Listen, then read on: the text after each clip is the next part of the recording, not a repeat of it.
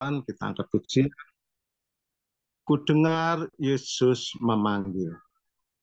Ku dengar Yesus memanggil, datanglah segera padaku, yang berbeban serta letih, ku jadikan tenang hatimu. Ku dengar Yesus memanggil, ku dengar Yesus memanggil, ku dengar Yesus memanggil, datang segera, segera padaku. Ia memberi penghiburan pada orang yang bersedih, diberikan pertolongan dengan kasih sayang berlebih. Ku dengar Yesus memanggil, ku dengar Yesus memanggil, ku dengar Yesus memanggil, datang segera, segera padaku. Ku dengar Yesus berseru, ikutlah selalu padaku, pikulah segera salibmu, ku selalu dekat padamu.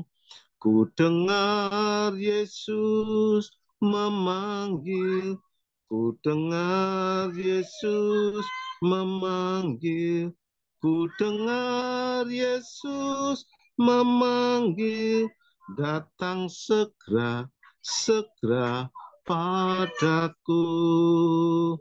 Tuhan memanggil setiap kita orang percaya, dan kita mendengarkan suara Tuhan, dan kita lakukan di dalam kehidupan kita hari lepas ke sehari. Tuhan memberkati setiap kita. Amin. Saya persilakan hambanya Ibu Debbie untuk membawakan firman Tuhan. Mari kita berdoa.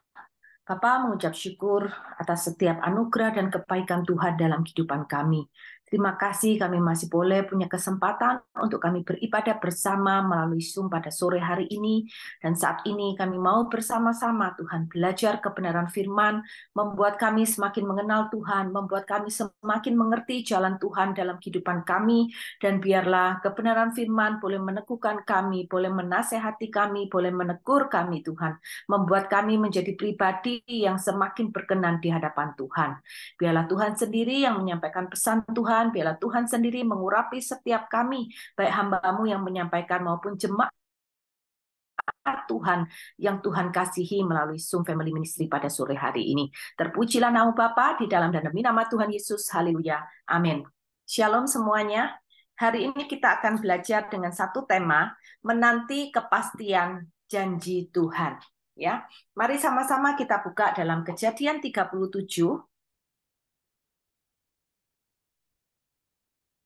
Kejadian 37 ayat 2. Kemudian kita langsung lanjut di ayat 5 sampai 10 ya. Kejadian 37 ayat 2. Langsung dilanjut ayat 5 dan 10.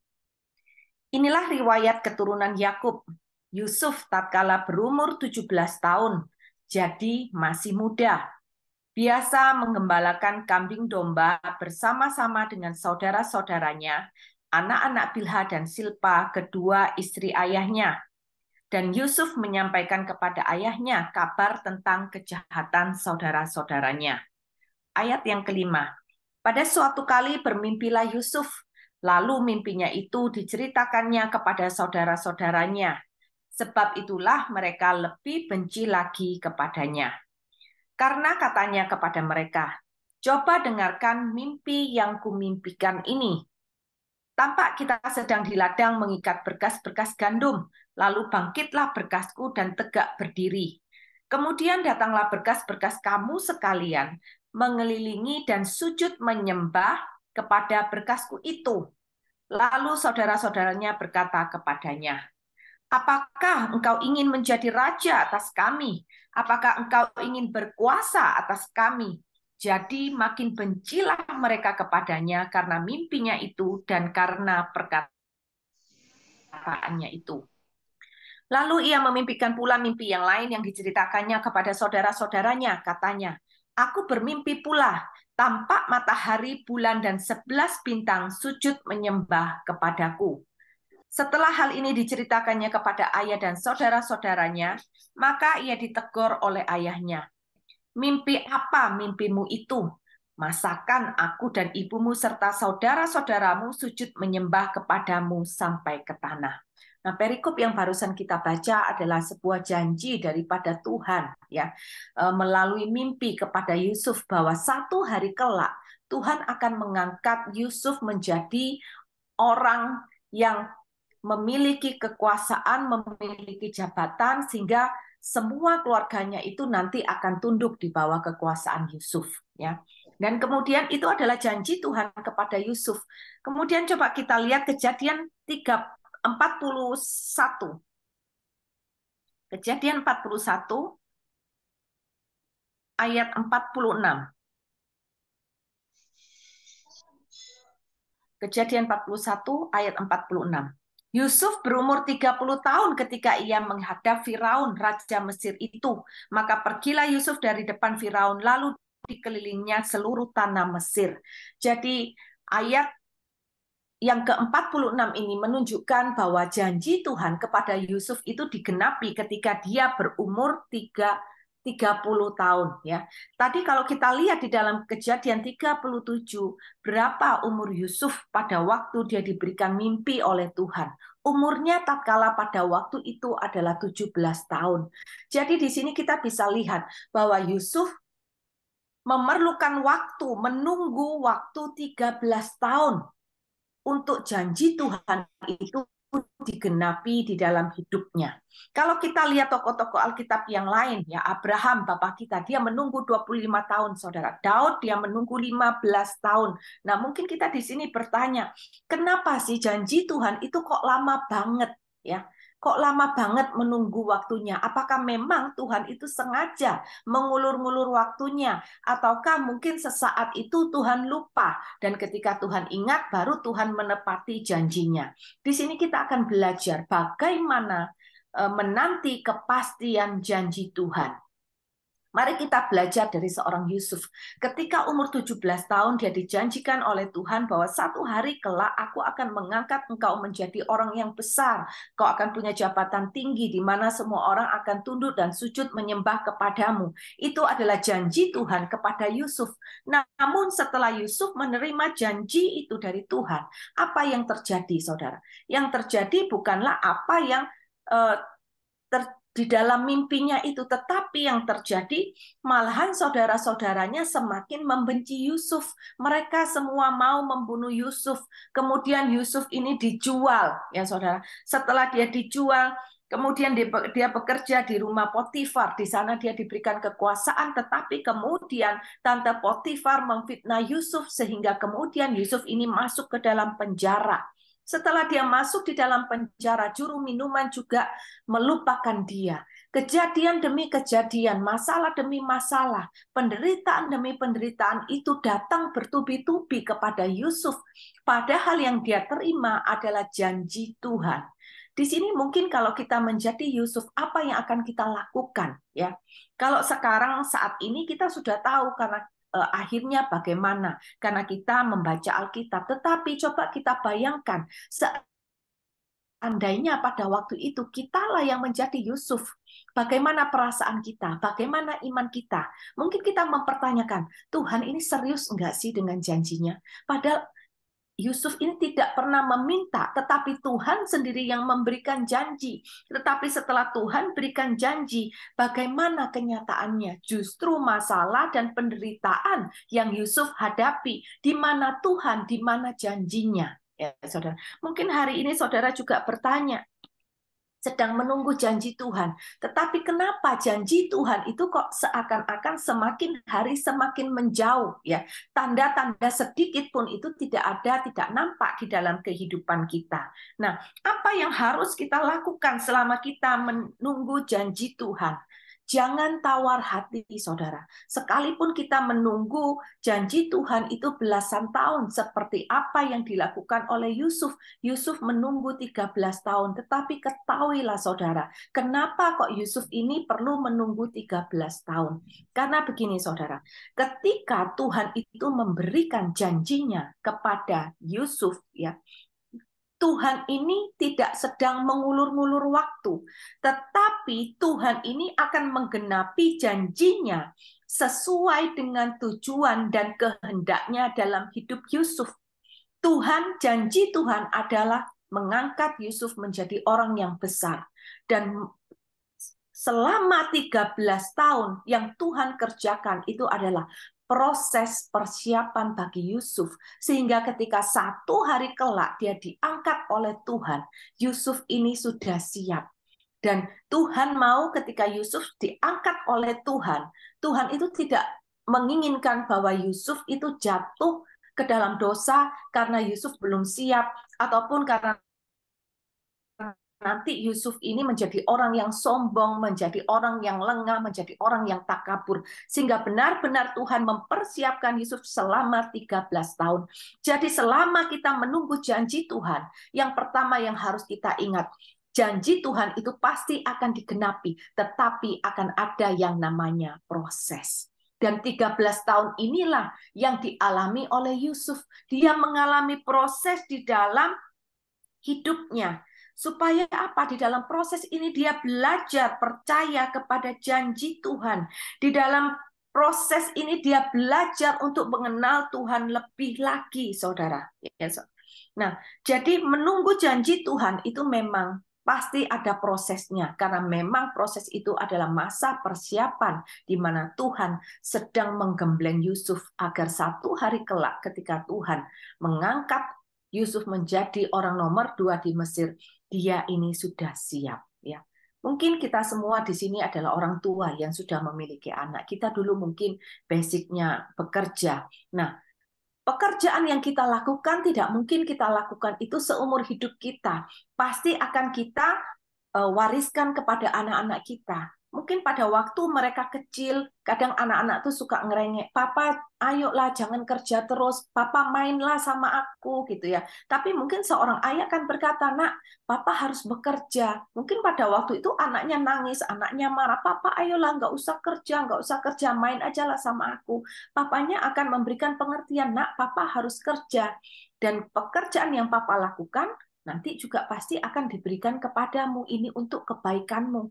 Tetapi nggak mungkin juga pada waktu itu langsung pekerjaan itu diberikan sekonyol-konyol kepada anaknya yang masih kecil. Karena apa? Seorang ayah akan apa? Dia mempersiapkan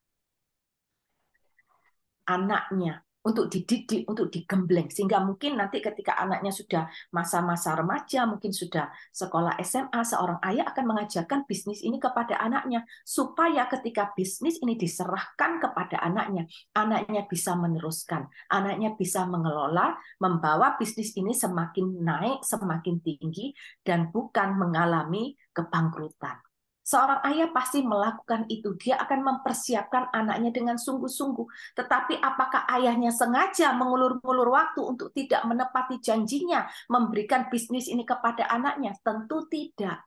Seorang ayah tidak mengulur-ngulur waktu, seorang ayah tidak melupakan janjinya kepada anaknya, tetapi anaknya memang memerlukan waktu, dan itu semua adalah proses di mana seorang ayah menggembleng, mempersiapkan anaknya. Dan ketika dia lihat anaknya sudah siap, maka bisnis itu akan diberikan oleh seorang ayah, diwariskan oleh seorang ayah kepada anaknya. Dengan apa? Dengan penuh kelegaan hati. Karena ayahnya tahu, anakku kali ini sudah siap. Aku tidak ragu lagi dan aku percaya ketika bisnis ini diserahkan kepada anakku, dia akan bisa melanjutkan dengan baik. Bahkan aku percaya dia justru akan jauh lebih baik daripada aku dengan segala segala pengetahuannya, dengan segala skill-nya, segala macam. Nah, itulah saudara yang dilakukan oleh Tuhan kepada Yusuf. Jadi kalau di dalam kehidupan kita, kita menunggu janji Tuhan, kita jangan tawar hati, kita jangan bersungut-sungut, jangan kita punya berpikiran negatif kepada Tuhan. Apakah Tuhan ini lupa ya janjinya kepadaku? Kenapa kok aku nggak lihat setitik terang pun ada janji Tuhan? Malah yang terjadi ini adalah masalah demi masalah yang tidak kunjung selesai, penderitaan demi penderitaan yang tidak ada habisnya. Di mana Tuhan, gitu ya saudara. Jangan buru-buru kita klaim, jangan kita bersungut-sungut. Kita belajar dari bangsa Israel. Janji Tuhan kepada bangsa Israel itu Tuhan tetap tepati. Tetapi mereka ini bersungut-sungut. Tuhan sudah berkata kepada bangsa Israel, Tuhan akan memimpin mereka, membawa mereka keluar dari tanah Mesir. Tetapi mereka selalu bersungut-sungut sampai pada akhirnya apa? Mereka semua tidak ada yang bisa yang masuk ke tanah perjanjian. Karena apa? Mereka merespon yang salah. Jadi kita harus tahu, kadang-kadang memang memerlukan waktu bagi kita agar janji Tuhan digenapi dalam kehidupan kita. Tetapi semata-mata bukan karena Tuhan lalai. Semata-mata bukan karena Tuhan sengaja mengulur waktunya, atau bahkan Tuhan lupa kepada janjinya. Tetapi semua itu adalah waktu yang memang kita perlukan, di mana kita semua dipersiapkan oleh Tuhan, sehingga ketika janji Tuhan itu digenapi, kita tidak akan jatuh lagi ke dalam dosa. Kita benar-benar bisa melakukan apa yang Tuhan mau di dalam kehidupan kita. Karena apa? Karakter itu diperlukan, saudara. Orang untuk menjadi pintar itu, menjadi sukses itu jauh lebih mudah daripada mempertahankan kesuksesan itu. Karena apa? Dengan belajar, dengan apa? Dengan giat orang bisa sukses. Tetapi kenapa banyak orang sukses yang sudah di atas tapi mereka jatuh? Kenapa? Karena mereka tidak bisa tahan dengan kesuksesan mereka sendiri. Karena apa? Karakter mereka. Dibutuhkan kerendahan hati, dibutuhkan yang namanya penguasaan diri, dibutuhkan yang namanya mawas diri, sehingga apa? Kita tidak takabur dengan kesuksesan, kita tidak lengah dengan kesuksesan yang sudah kita peroleh. Itu yang sedang Tuhan jaga dalam kehidupan kita. Sehingga ketika nantinya janji Tuhan itu digenapi dalam kehidupan kita, orang itu akan melihat kita semakin hari semakin naik, dan semakin naik. Tuhan tidak menginginkan saat ini kita sedang di bawah. Tuhan menjanjikan posisi kita akan di level ini. Dan ketika kita sudah di level ini, Tuhan tidak menginginkan kita jatuh di bawah. Karena apa? Tuhan mau kita semakin hari semakin naik level, semakin naik level. Tuhan mau kita semakin hari semakin menjadi berkat, semakin menjadi berkat, dan terus tetap menjadi berkat untuk kemuliaan Tuhan. Ya, memang namanya proses itu nggak enak, ya. Tapi kenapa? Ya itulah saudara, Tuhan itu menempa karakter kita melalui proses kejadian-kejadian yang tidak enak di dalam kehidupan kita. Supaya apa? Supaya ketika kita mengalami masa-masa yang tidak nyaman dalam kehidupan kita mencari Tuhan. Kita berusaha untuk mengenal Tuhan. Kita mencari pimpinan Tuhan. Tetapi kalau kita itu menunggu di zona nyaman, tidak akan membuat kita itu mencari Tuhan. Ya. Beberapa waktu lalu saya pelayanan ke Jakarta, saudara. Kemudian setelah selesai pelayanan, saya harus balik ke airport, tetapi saya mengalami macet ya karena ada demo di Jakarta. Sehingga sampai di Jakarta, di airport saya sudah ketinggalan pesawat, ya saudara. Dan itu karena long weekend, ada long weekend, jadi semua penerbangan itu full, saudara. Dan kalau saya tanya, setiap penerbangan semua full. Mereka berkata, Bu, hanya ada, kalau mau pastinya 3 hari lagi baru ada. Waduh, nggak mungkin, saudara. Gimana? Saya juga ada pelayanan di Surabaya, ya. 2 hari kemudian saya ada pelayanan. Kalau saya baru pulang 3 hari, berarti saya harus cancel pelayanan saya di Surabaya. Nah, kemudian saya menunggu di airport itu, saudara, dari jam 5 sore. Sampai jam 7 pagi. Dan sementara saya menunggu dari jam 5 sore sampai jam 7 pagi, saya tidak berani untuk stay di hotel, ya, stay di penginapan. Hotel yang di airport juga semua full. Saya juga tidak berani keluar dari airport untuk tinggal di hotel karena saya masih mencari tiket.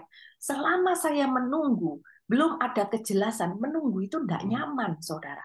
Memang ketika kita menunggu sesuatu yang tidak pasti, itu nggak nyaman. Tetapi berbeda dengan janji Tuhan. Janji Tuhan itu adalah kepastian dari Tuhan. Hanya satu yang bisa menggagalkan janji Tuhan itu bukan dari Tuhannya, tetapi dari kitanya sendiri. Kalau kita tidak merespon dengan benar, maka janji Tuhan itu tidak akan bisa kita peroleh. Jadi ketika janji Tuhan itu tidak terjadi dalam kehidupan kita, bukan karena salah Tuhannya, bukan Tuhan lalai. Firman Tuhan sudah mengatakan Tuhan itu tidak pernah lalai. Tuhan itu setia dengan janjinya. Sekali Tuhan mengucapkan, dia pasti akan menepati. Tuhan tidak pernah lupa akan janjinya. Tetapi seringkali kitalah yang lupa akan janji kita. Seringkali kita yang bersikap salah dan kemudian kita menuduh Tuhan. Mana Tuhan janjimu? Ya. Jadi kita harus mengerti selama kita menunggu janji Tuhan, yang pertama yang terjadi itu akan terjadi proses. Tetapi proses itu adalah baik bagi kita. Karena Tuhan sedang mempersiapkan karakter kita. Di dalam proses Tuhan sudah menggembleng kita. Akan menggembleng apa? Supaya kita semakin mengenal Tuhan di dalam kehidupan kita. Kalau kita lihat apa yang dialami Yusuf, enak enggak enak. Masalah datang bertubi-tubi. Ketika dia mau dibunuh, mungkin Yusuf berpikir, loh Tuhan, janjinya berbeda. Apa yang aku mimpikan itu baik loh Tuhan. Semua berkas itu sujud menyembah kepadaku. Tetapi kali ini saudara-saudaraku mau dibunuh. Dan kemudian mungkin dia berpikir setelah, oh nggak jadi dibunuh, dia dijual. Mungkin setelah itu dia, untunglah lega. Mungkin habis ini janji Tuhan akan digenapi gitu ya. Tetapi nyatanya apa? Tidak. Setelah dia bekerja di rumah Potifar, dia justru difitnah, dimasukkan lagi ke penjara. Di situ Yusuf mungkin berkata, loh mana ya janji Tuhan? Tetapi proses demi proses yang dialami, mari kita belajar dari Yusuf yang masih muda ini. Dia tetap berpegang kepada imannya kepada Tuhan. Karena apa? Yusuf mengenal siapa Tuhan yang memberikan janji kepadanya. Dia tahu Tuhan tidak mungkin lalai menepati janjinya. Sehingga ketika dia tahu akan hal ini, Yusuf tetap bergiat di dalam Tuhan. Ya, dia tidak bersungut-sungut. Dia tahu bahwa proses itu mendatangkan kebaikan di dalam hidupnya. Dia mengerti bahwa proses yang harus dia jalani itu untuk kebaikannya. Sehingga satu kali pada waktunya nanti Tuhan menggenapi janjinya. Yusuf dapat menjalankan posisinya sebagai orang nomor 2 di Mesir ini dengan baik. Proses itu adalah masa persiapan.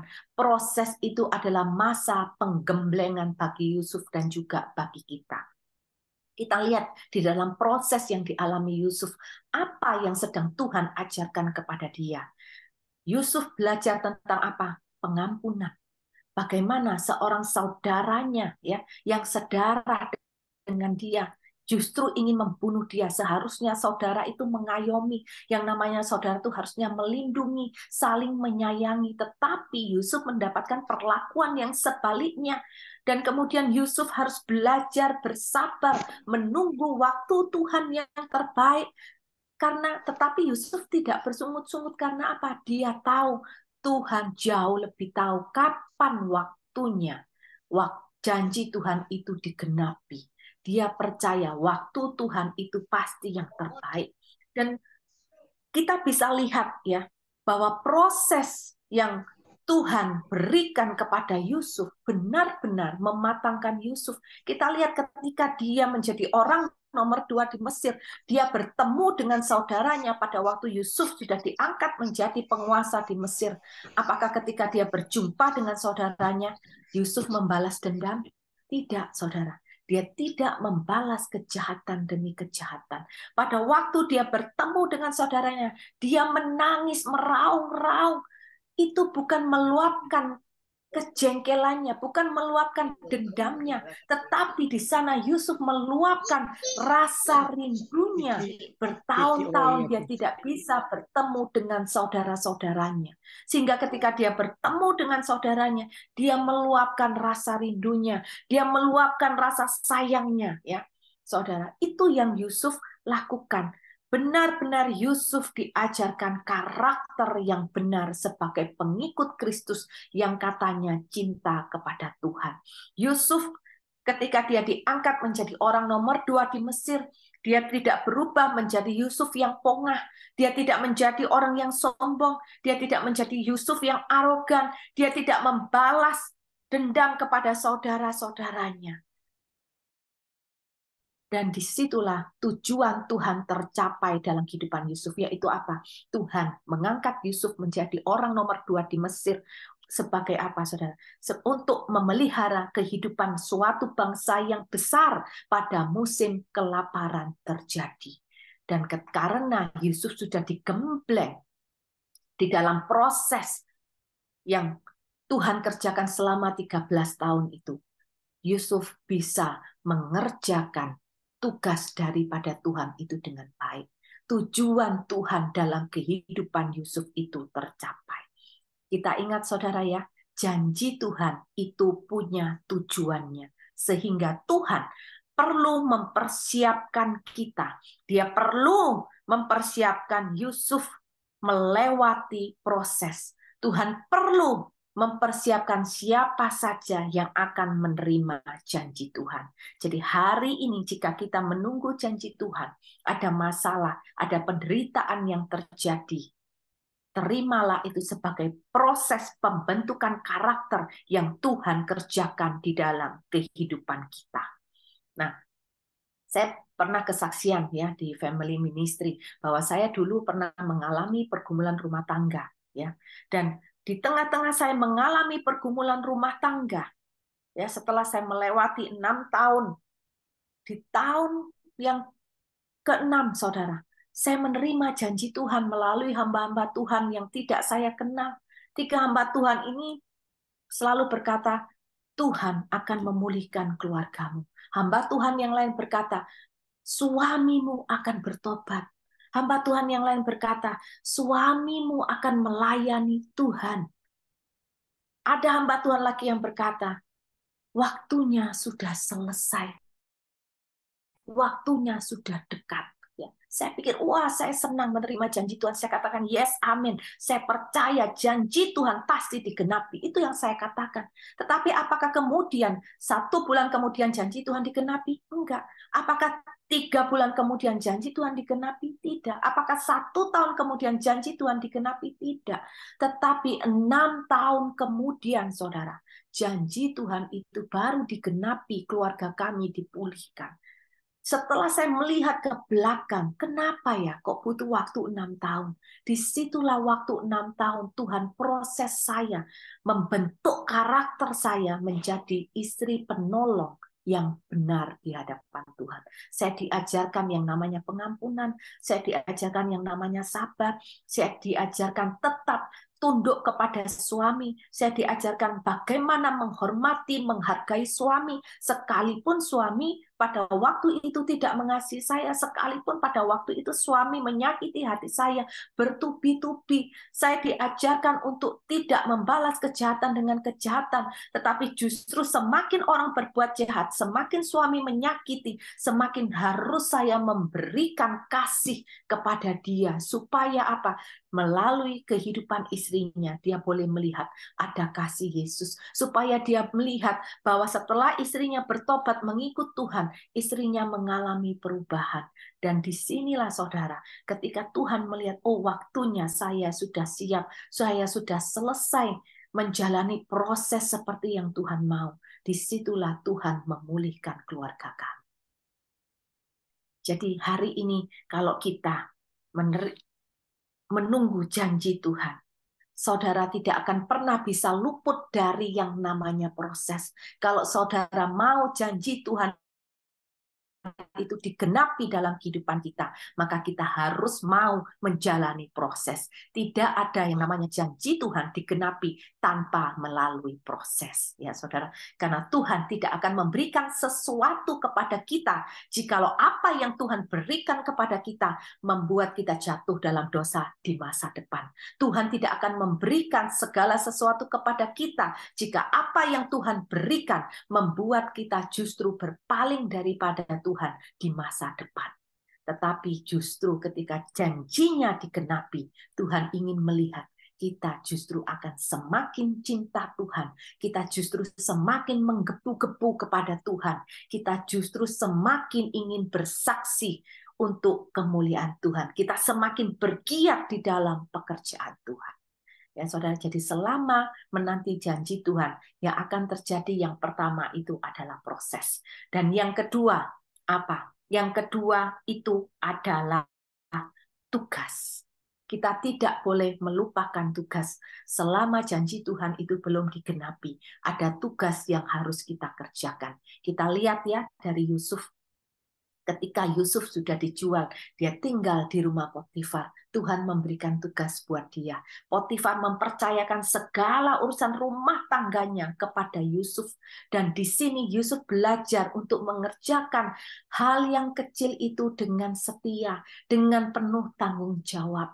Nah, setelah dia bekerja di rumah Potifar, ketika dia difitnah, dia dimasukkan ke dalam penjara. Di dalam penjara pun, di dalam proses itu pun, Tuhan juga memberikan tugas kepada Yusuf, di mana kepala penjara itu percaya kepada Yusuf. Dan saya percaya bahwa ketika kepala penjara bisa mempercayai Yusuf, memberikan tugas kepada Yusuf, itu bukan semata-mata karena maunya kepala penjara, tetapi karena memang Tuhan yang menggerakkan kepala penjara itu. Ya, coba kita lihat Kejadian 39 ayat yang keempat. Maka Yusuf mendapat kasih tuannya dan ia boleh melayani dia. Kepada Yusuf diberikannya kuasa atas rumahnya dan segala miliknya diserahkannya pada kekuasaan Yusuf. Itu adalah tugas yang diberikan Potifar kepada Yusuf. Dan kemudian ketika Yusuf masuk di dalam penjara, ayat yang ke-22. Sebab itu kepala penjara mempercayakan semua tahanan dalam penjara itu kepada Yusuf. Dan segala pekerjaan yang harus dilakukan di situ, dialah yang mengurusnya. Lihat saudara, kepala penjara itu mempercayakan semua tahanan kepada Yusuf. Dan segala pekerjaan di dalam penjara itu, Yusuflah yang harus melakukan.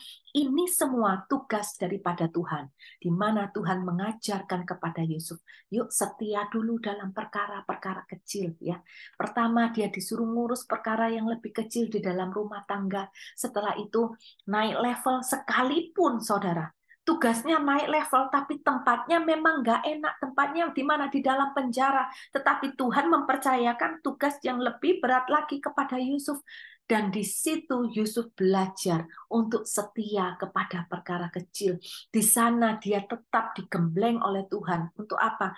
Mengerjakan segala sesuatu dengan tanggung jawab. Karena apa yang diterimanya, tugas yang diterima itu datang dari Tuhan. Sehingga Yusuf ini belajar, dia nggak melihat, oh tugas ini kecil, gampanglah aku sepelekan. Tidak. Oh ini tugas yang besar, aku harus bersungguh-sungguh, aku harus bergiat.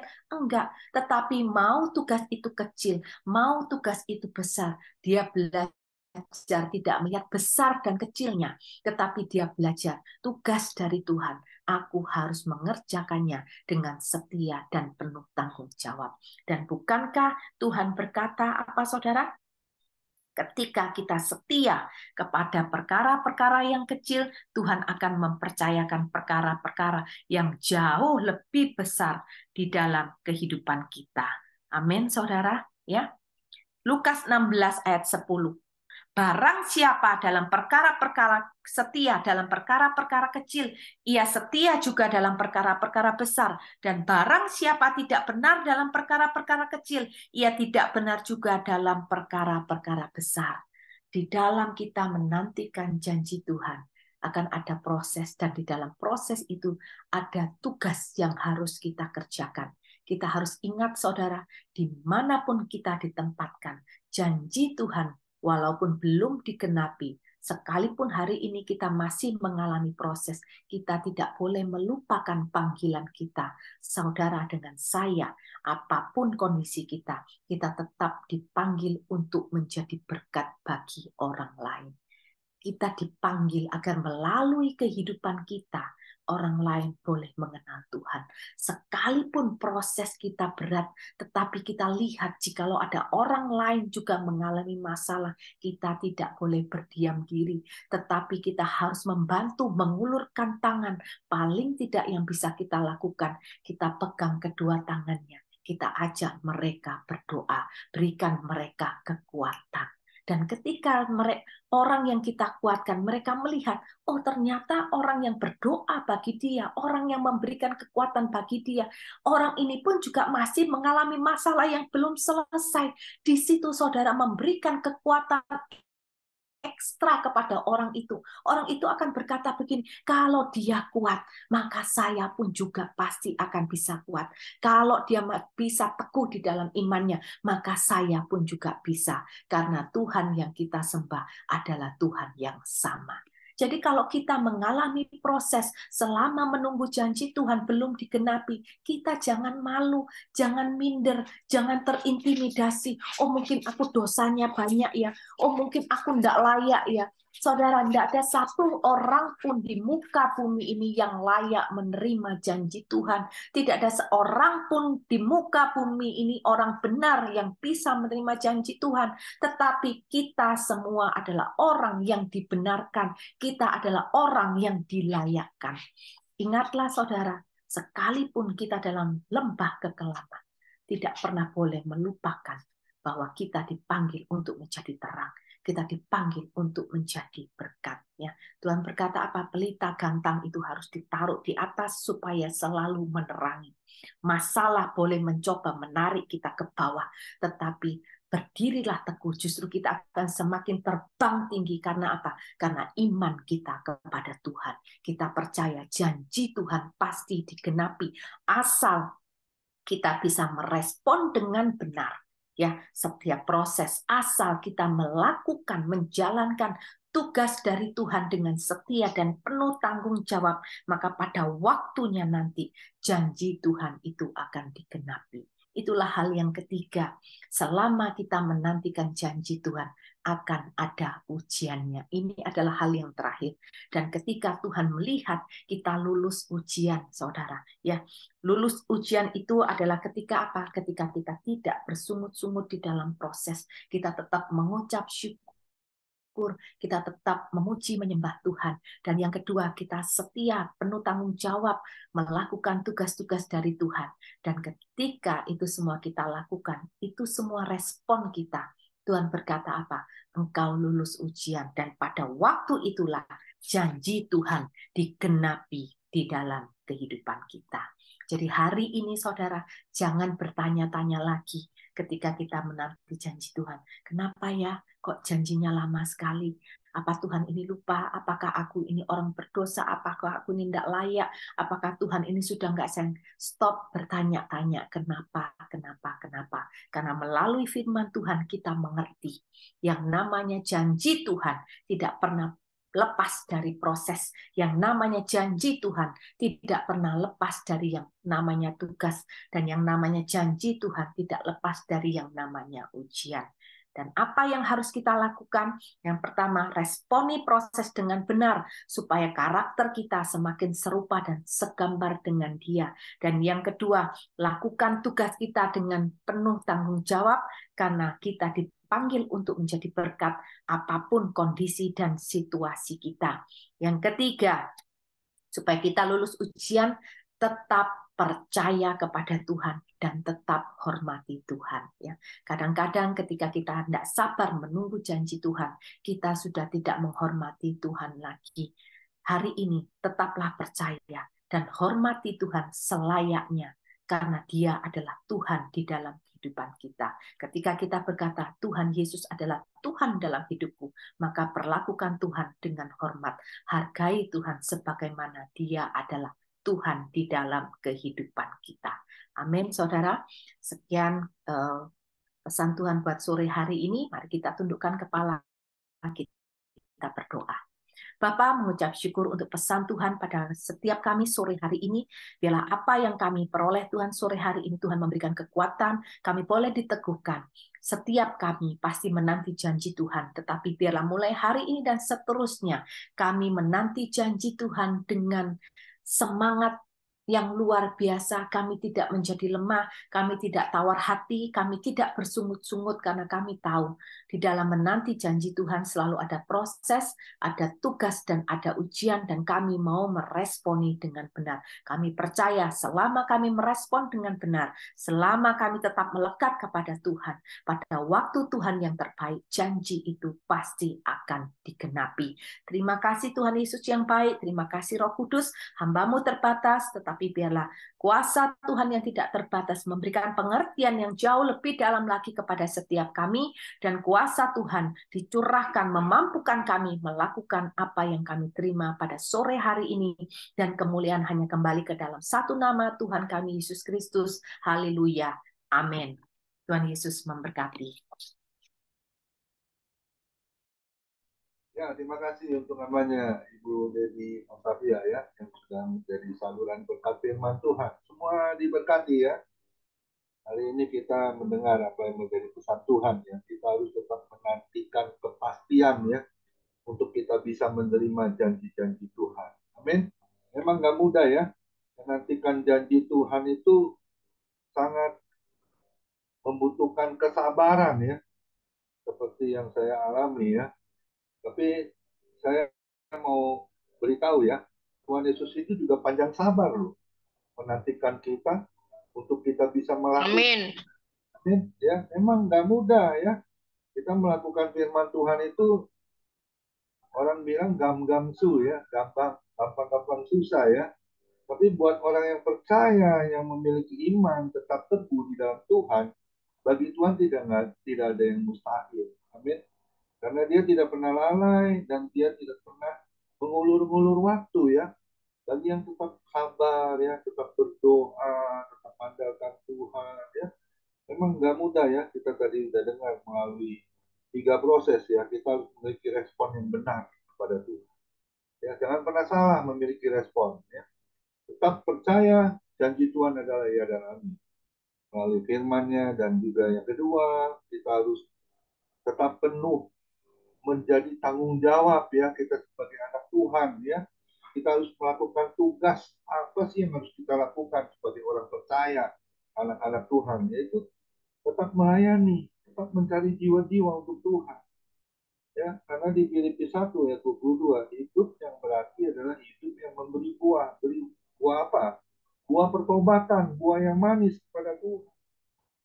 Amin. Ya, karena Tuhan Yesus itu mau kita bisa jadi berkat untuk kemuliaan nama Tuhan. Dan yang ketiga, kita benar-benar ya harus benar-benar melakukan apa yang menjadi tanggung jawab kita ya, selama kita masih diberi waktu, yaitu melalui ujian kehidupan kita, sekolah kehidupan kita, yaitu kita di saat kita mengiringi Yesus ya. Bahkan kita tahu ya di Lukas ya, sangkal dirimu pikul salib ya. Siapa sih kita ini? Kita ini dulu sampah, saya ini dulu sampah ya, yang tidak berarti, yang dibuang, yang dicampakkan. Tapi lihat kasih Tuhan ya, dia justru mencari orang-orang yang hilang. Yeskiel 34 ayat 16. Yang hilang akan kucari, yang sakit akan kubalut, bahkan yang lemah akan kukuatkan ya. Itu janji Tuhan. Dia tidak mau setiap orang yang benar-benar yang sudah dipilih oleh Tuhan, dia akan cari, dia akan temukan kalau kita masih tetap memiliki tanggung jawab ya, melalui ujian hidup kita. Ya, saya lagi lakukan ya, apa sih yang menjadi tugas saya ya. Saya sudah dipasang ring ya kemarin bulan Desember ya, dengan cara retablator tembak ya di bor ya, itu nggak mudah ya. Kalau saya lewat bypass, tadinya saya harus juga bypass ya, tapi hasil MRI saya nggak bagus. Kalau hasil MRI nggak bagus, di saat saya bypass jantung, pasti saya akan memiliki memperoleh kegagalan. Tapi dokternya luar biasa ya. Dia bilang, saya jamin 100% lewat retablator, Bapak dipulihkan, Bapak disembuhkan. Saya percaya itu jalan Tuhan. Amin. Ya, sekalipun harus dibayar dengan yang mahal ya. Tidak ditanggung dari BPJS, juga saya tidak punya asuransi. Tapi saya percaya semuanya itu Tuhan cukupkan. Amin. Ya. Amin. Saya diberkati ya. Saya bilang, nggak usah pusing Pak. Semuanya beres ya. Asal Bapak mau tetap memiliki semangat untuk hidup. Ya. Hidup kita kan cuma sekali. Ya. Kita lakukan bisa berarti buat Tuhan.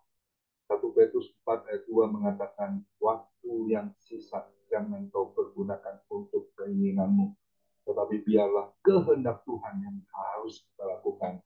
Yaitu apa? Melalui ujian kehidupan kita, kita bisa dipulihkan Tuhan dan kita bisa melayani Tuhan lebih sempurna. Amin. Ya.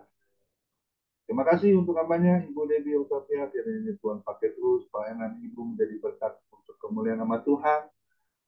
Suami, anak-anaknya semuanya diberkati Tuhan dan dilindungi. Pelayanannya menjadi dupa yang harum di hadapan Tuhan, menjadi keluarga yang Shekinah glory di hadapan Tuhan. Tuhan Yesus memberkati. Silakan besok kita akan dilayani oleh Bapak Sutarjo dari Jogja ya. Kita akan diberkati. Hari ini banyak akan Tuhan sebelum doa syafaat. Tuhan Yesus memberkati Bapak Sutarjo.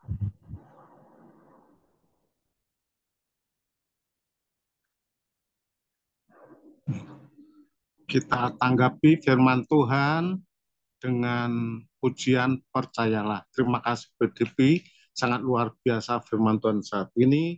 Kita akan pujian percayalah.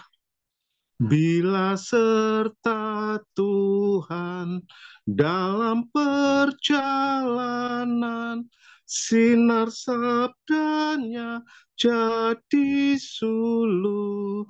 Bila ia di samping, ku tetap dibimbing bersama yang percaya, patuh percayalah, patuh pada Allah agar hidup bahagia.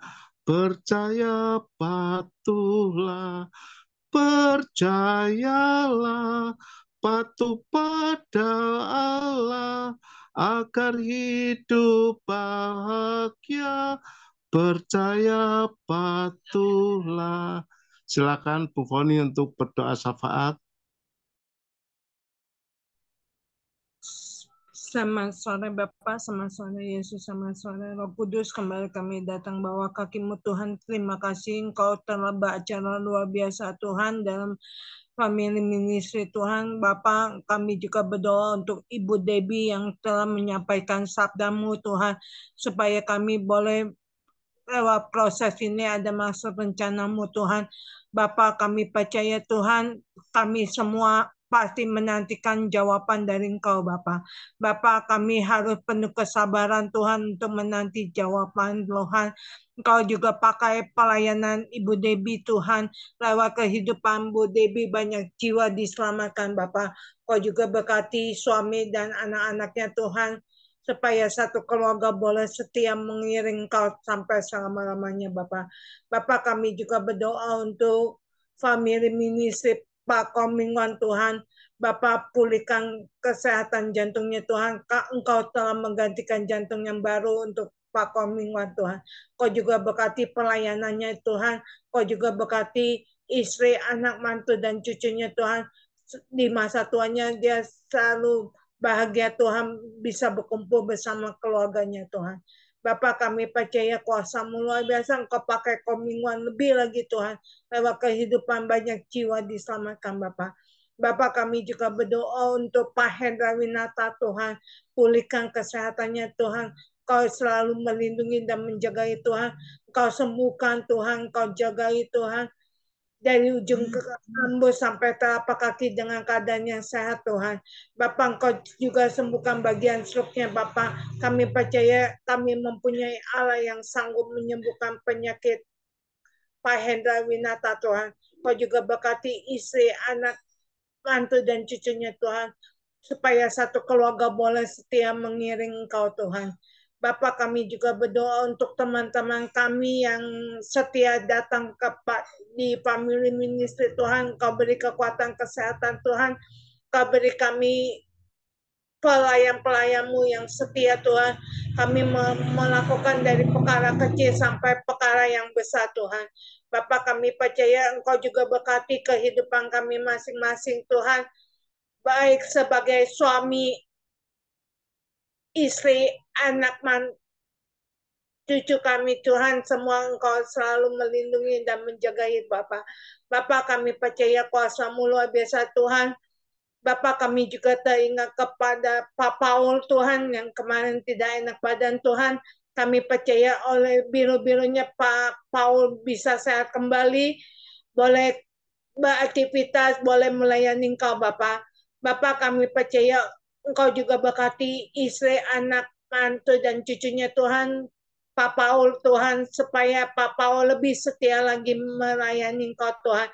Lewat kehidupan Pak Paul, banyak jiwa diselamatkan di luar negeri Bapak. Kami percaya kuasa-Mu luar biasa Tuhan. Bapak, kami juga berdoa untuk bangsa negara kami Indonesia Tuhan. Terima kasih pemilu boleh berjalan dengan lancar. Sekarang sedang hitung pemungutan suara Tuhan, supaya siapapun yang terpilih nanti Tuhan, ya adalah rencana-Mu untuk pemulihan bangsa kami Tuhan. Ada terobosan yang begitu dahsyat buat bangsa kami Tuhan. Bapak, Engkau jangan meninggalkan bangsa kami Tuhan, supaya bangsa kami orang-orangnya boleh mengenal Engkau sebagai Tuhan dan Juru Selamatnya Bapak. Bapak, kami percaya Engkau pulihkan keadaan ekonomi, keadaan politik, sosial Tuhan. Bapak, kami percaya Bapak, Engkau cukupkan keperluan kami Tuhan, sandang pangan Bapak. Kami percaya Tuhan, kasihani bangsa kami Tuhan. Bapak, kami juga ada kedamaian buat bangsa-bangsa Tuhan. Dan ada kedamaian di negara-negara luar Tuhan, baik Palestina dan HAM Tuhan, Israel dan Palestina, Rusia dan Ukraina Tuhan, semua Tuhan, negara-negara luar Tuhan, ada kedamaian, tidak ada perpecahan Tuhan, ada terobosan luar biasa buat bangsa-bangsa Tuhan. Kau juga berkati dari Sabang sampai Merauke Tuhan, dari pulau-pulau provinsi ke 38 provinsi Kau berkati Tuhan. Jadikan kami semua penjala-penjala manusia Tuhan, untuk menjangkau jiwa-jiwa yang jadikan kami surat terbuka untuk menjangkau orang yang belum bertobat Tuhan. Jadikan kami terang di mana Engkau tempatkan Bapa. Lewat kehidupan kami sebelum kedatangan-Mu kedua kali, orang-orang banyak yang bertobat Tuhan. Semua lutut akan berterus, semua lidah akan mengaku bahwa Engkau Tuhan dan Juru Selamat kami Tuhan. Bapa, kami percaya kuasa-Mu luar biasa, lawatan-Mu terjadi buat bangsa-bangsa dan negara luar Tuhan. Kami doa ini belum sempurna, tapi Engkau sempurnakan. Kita angkat tangan, saya serahkan ke Komingwan untuk doa berkat. Mari kita angkat kedua tangan kita terima berkat yang datangnya dari Tuhan Yesus Kristus. Tuhan Yesus Kristus adalah kekuatan dan perisaiku. Kepadamulah kami semua percaya. Tuhan Yesus memberkati engkau dan Tuhan Yesus melindungi engkau. Tuhan Yesus menyinari engkau dengan wajahnya dan memberi engkau kasih karunia. Dan Tuhan Yesus menghadapkan wajahnya kepada kita semua yang hadir, Bapak Ibu, diberinya damai sejahtera. Kiranya Tuhan Yesus memberkati kesehatan Bapak, Ibu, anak, mantu, cucu, apapun keadaan kita saat ini, semuanya bahkan yang sakit Tuhan sembuhkan secara ajaib dan sempurna di dalam nama Tuhan. Amin. Dan juga kiranya Tuhan Yesus memberkati pekerjaan Bapak, Ibu, anak, mantu, cucu, apapun yang dilakukan tangan kami, khususnya di dalam bekerja, selalu dibuatnya berhasil dan beruntung di dalam nama Tuhan Yesus.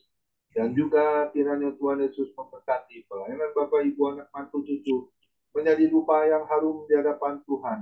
Perkenanan Tuhan selalu ada di dalam pelayanan Bapak Ibu. Hati Tuhan Yesus disenangkan, nama Tuhan Yesus ditinggikan, dipermuliakan, dan diagungkan. Sampai Tuhan Yesus datang di awan-awan yang permai, menjemput kita orang-orang yang saleh, yang sudah diberkati firman Tuhan. Sama-sama kita setuju, katakan amin. Tuhan Yesus memberkati kita semua. Silakan Bu Mikal Putana boleh memandu bincang-bincang. Tuhan Yesus memberkati. Baik, Pak Pendetaku. Ya, saya ucapkan mewakili seluruh yang hadir di dalam Zoom Family Ministry pada sore hari ini. Kami sampaikan terima kasih kepada hambanya, Ibu Debbie, yang sudah menaburkan firman Tuhan kepada kita semua, dan berkat dari Allah senantiasa tercurah di dalam kehidupan pelayanan, dalam keluarga, ya. Tuhan melindungi, memberkati senantiasa. Boleh diundang terus ini hadir. Ya, salam kenal juga untuk Bu Debbie ya. Sepertinya saya baru kali ini berjumpa di layar ya. Tuhan berkati hambanya. Baik, Bapak Ibu, saudara yang terkasih dalam Tuhan, seperti biasa kita itu ada fellowship ya. Ya, kita ada apa namanya, di akhir ibadah ini kita itu ada bincang-bincang ya, luar biasa. Malam hari ini dengan tema yang dibawakan, menanti kepastian janji Tuhan. Ya, kalau memperhatikan, kalau kita ini kayaknya cerita tentang Yusuf itu bukan hal yang baru buat kita, saudara, betul? Ya, bagi saudara yang lahir dalam keluarga Kristen, yang sejak belajar ngomong, belajar apa namanya, sudah bisa kena angin, udah dibawa ke sekolah minggu, iya kan? Cerita ini tuh terus-menerus diceritakan tentang tokoh-tokoh, salah satunya tokoh yang tidak habis-habisnya dikupas ini ya, salah satunya adalah Yusuf. Ya kan? Yusuf yang sangat berdampak luar biasa, ya. Dan hari ini kembali untuk dibawakan kepada kita tentang siapa Yusuf, bagaimana perjalanannya, bagaimana seorang Yusuf bisa berdampak dalam kehidupannya, kemudian hal-hal apa yang dihadapi seorang Yusuf, ya kan? Kemudian bagaimana keluar dari masalahnya, apa janji Tuhan atas apa yang dihadapinya, ya kan? Boleh dia sudah dibahas mungkin sore hari ini. Saya mengajak kita semua boleh berinteraksi berkat apa yang didapatkan pada sore hari ini, atau mungkin ada hal-hal yang Tuhan percayakan untuk mau disampaikan juga hari ini, boleh. Sangat terbuka sekali, silakan. Dan berhubung, saya tanya Ibu Debbie, sampai jam berapakah Ibu Debbie ada di layar FM ini? Jam 7. Oh, jam 7. Kalau saya jam kurang lebih 10 menit lagi saya izin live ya. Dan seperti biasa, tongkat itu pindah ke tangan Pak Joni. Ya, monggo Bapak Ibu, silakan. Yang mau didahulukan boleh raise hand ya. Langsung angkat tangan. Mau bertanya sesuatu sama Ibu Dewi, Bu Debbie, ya, atau mau memberikan. Ya, Shalom, aku ya. mau nanya. Shalom ya Bu Debbie, maaf. Aku mau nanya kenapa suaminya belum bertobat tuh karena belum Kristen. Iya, kalau saat ini suami saya sudah bertobat ya, keluarga kami sudah Enggak, dipulihkan. waktu belum bertobatnya itu maksudnya belum Kristen. Bukan, suami kita dulu diproses dalam pergumulan rumah tangga. Tapi udah Kristen. Udah Kristen, suami saya dari kecil praktis Kristen. Ya. Tapi mengalami ada proses ya. Ya. Puji Tuhan, cuma hanya 6 tahun doang prosesnya. 12 tahun Bu prosesnya. Oh, 12 tahun. Oh, itu dalam masalah apa Bu? Pergaulan. Ya. Ya, Ya, semua kita sebagai istri harus jadi yang doa buat suami-suami juga. Harus benar sabar ya. Semua pasti diproses. Makasih Bu, luar biasa khotbahnya. Tuhan memberkati. terima kasih semua karena Tuhan. Ya, puji Tuhan. Ya. Selanjutnya, boleh saya minta ini yang record acara kita, boleh dihentikan recordnya karena masuk dalam perbincangan. Tidak boleh dikonsumsi oleh orang lain. Ya,